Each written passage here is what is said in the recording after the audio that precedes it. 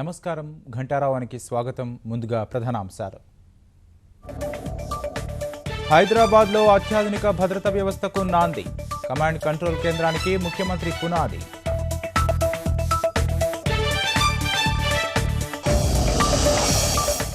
రాష్ట్ర పోలీసులకు జాతీయ స్థాయిలో మంచి పేరుందన్న కేసీఆర్. కొత్త వ్యవస్థ నేర నియంత్రణకు తోడ్పడాలని నేతల ఆకాంక్ష. రాష్ట్రంపై కేంద్రానిది సవతి తల్లి ప్రేమే. విభజన హామీలు విస్మరించారని కవిత ఆరోపణ.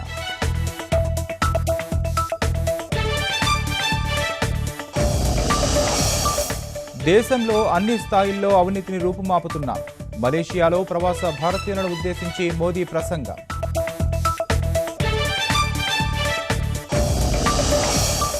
ఉగ్రవాదం నుంచి మతాన్ని విడదీయాల్సిందే. ముష్కరులపై పోరుకు ప్రపంచం ఏకమవ్వాలని ప్రధాని పిలుపు.